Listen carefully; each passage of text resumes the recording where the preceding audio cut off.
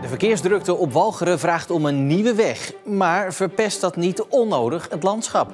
Het grootste probleem wat wij ermee hebben is dat het kostbare platteland dat wordt doorkliefd door zo'n enorme weg van 50 meter breed. En verder in het Zeeuwse nieuws. De druiven zijn zuur voor Zeeuwse wijnboeren. En nooit meer op het korfbalveld.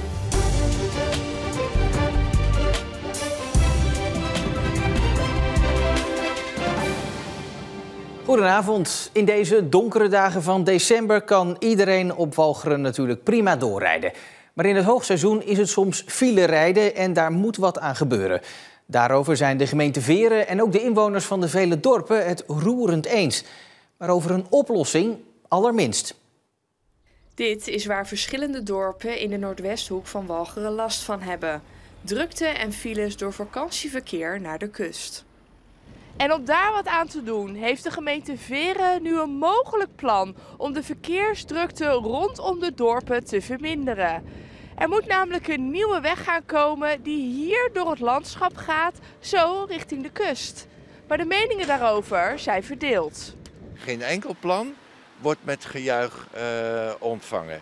En waarom wordt dit plan niet met gejuich ontvangen? Nou, omdat het een aanslag betekent op de omgeving. En het wijdse uitzicht wat Achterkerken richting Meliskerken heeft, gaat dan verloren.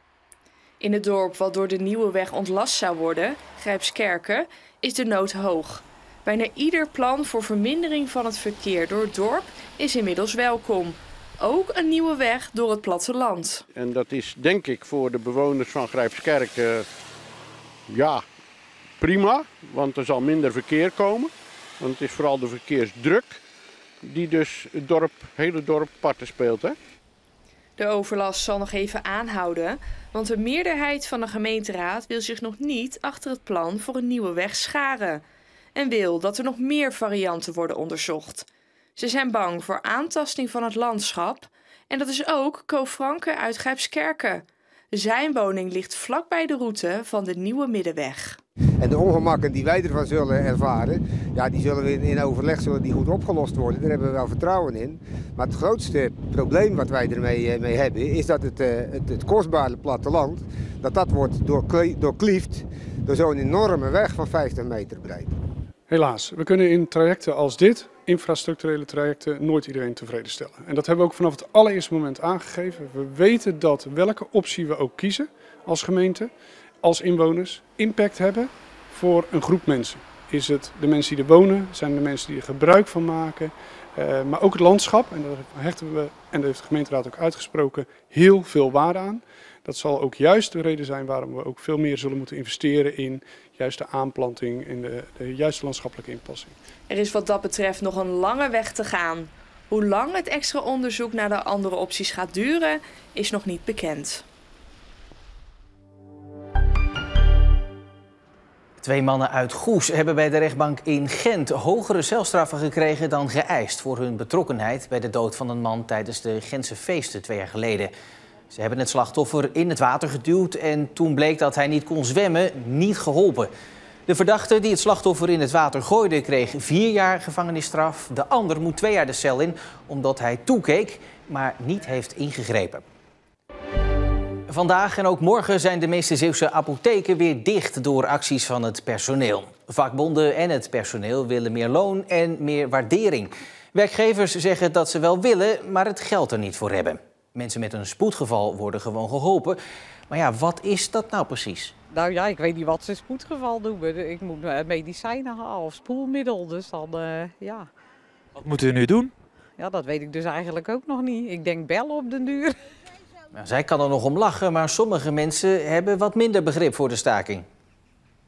Ja, ze zullen wel het doel ervoor hebben, denk ik. Ik bedoel, het zal nodig zijn. Maar ja, wij zijn er dupe ervan als je ze nodig hebt. Waar heeft u dan nu last van? Mijn schouder. Heel veel pijn in mijn schouder. Maar, Voor deze vrouw ging de deur uiteindelijk toch open. Het is nog maar helemaal de vraag of je volgend jaar overal een Zeeuws glas wijn kan bestellen. De oogst valt vies tegen dit jaar. Wereldwijd koersen we af op de slechtste oogst in ruim 60 jaar. En ook in Zeeland werd maar een karig deel van de oogst geoogst. Ja, we hebben ongeveer een halve oogst van normaal. Dus dat is wel aanzienlijk, ja. Normaal is de hoeveelheid wijn in deze vaten op Wijnhoeve de Kleine Schorre in Drijschor goed voor zo'n 100.000 flessen. Nu staat de helft van de vaten leeg. Bij ons zat het hem vooral in een fikse hagelbui begin april. Toen keek ik buiten en toen kwamen de hagelstenen ongeveer horizontaal langs. En daarvoor zag je een hele mooie groene deken over het veld. Maar dat was de volgende dag allemaal weg natuurlijk. Wijnboeren in heel Zeeland hadden last van het weer. Het was te nat of ze hadden te maken met de late vorst. Financieel overleven het dan wel. Je moet niet te veel van dit soort jaren hebben, dat is duidelijk. Maar het is vooral van onze klanten lastig. Hè? Want ja, die mensen die hebben toch de wijn op de kaart of in de winkel te staan. En gaan ervan uit dat ze met de kerst weer een pakketje kunnen komen halen. Dus dat wordt volgend jaar tobben. Dat wordt lastig om die mensen allemaal te kunnen voorzien van wijn. Volgens de wijnboer hoort het bij het vak. Dat het ene jaar meer is en het andere jaar minder, dat zijn we wel gewend in Nederland. Maar goed, zo gezegd, de kwaliteit is mooi. Dus we hebben hier de oogst binnengehaald met een lach en een traan. De motocrosser die gisteren overleed op de crossbaan bij Rilland is gestorven door een noodlottig ongeval. Dat heeft de politie laten weten. Wat er precies gebeurd is blijft onduidelijk. Wel is inmiddels bekend dat het slachtoffer een 64-jarige man is die al jaren op een circuit in Rilland reed. Bij de kerncentrale van Doel, net over de grens bij België, kan reactor 4 weer worden opgestart om stroom te leveren. Die was stilgelegd nadat in de betonnen wand aan de buitenkant van het reactorgebouw schade was ontdekt. Er is geen gevaar, oordeelde de Belgische nucleaire toezichthouder. Aanvullende onderzoeken zijn afgelopen week afgerond. Hij speelde eerder in Jong Oranje, maar nu mag hij niet eens meer op het korfbalveld staan. Een klein ongelukje in de tuin heeft de sportieve toekomst van Marino Schrijver uit C. Hendricks Kinderen volledig onmogelijk gemaakt. Zijn oog is zodanig beschadigd dat hij de rest van zijn leven heel voorzichtig moet zijn. En is hij dus ook veroordeeld tot een plek op de bank. Nog altijd komt Marino Schrijver graag in de zaal van Tjoba. Hoewel hij pas 23 is, mag Schrijver zelf niet meer actief sporten. Want de korfballer uit C. Hendricks Kinderen, die eerder bij Top Arnhemuiden en Jong Oranje zat, heeft een ongeluk gehad met grote gevolgen. Want bij het tuinieren brak opeens een schep af en het afgebroken stuk sloeg terug in zijn rechteroog. Het was echt een klap als het ware. Dus ja, goed, ik deed mijn oog met dat die klap gebeurde wel dicht. Alleen ja, goed, dat toch schrik je enorm. En je ziet niks. Dus ik werd ook meteen heel erg duizelig. Want je bent niet gewend om met één oog te leven, hè, om het maar zo te zeggen. Ja, en echt helemaal in paniek, want ik zag niks. En degenen die er ook bij waren, die probeerden ook nog vingers op te steken voor mijn hoofd. Hoeveel vingers steek ik op? Ik zag helemaal niks. In het ziekenhuis konden ze aanvankelijk nog niet zoveel voor hem betekenen, want zijn oog was nog te troebel. Later werd Schrijver toch geopereerd, toen bleek dat zijn netvlies voor de helft open lag. 3 weken daarna moest hij opnieuw onder het mes, omdat de eerste ingreep toch net niet helemaal goed gegaan was. Alleen met die operatie, daar kwamen heel veel risico's bekijken. Zoals mijn oogdruk, die enorm kan gaan schommelen. Dat kan ook schade aanrichten. Het zou kunnen dat mijn pupil nooit meer groot en klein kan worden, dus met licht. 80 tot 100% kans op staar binnen 2 jaar.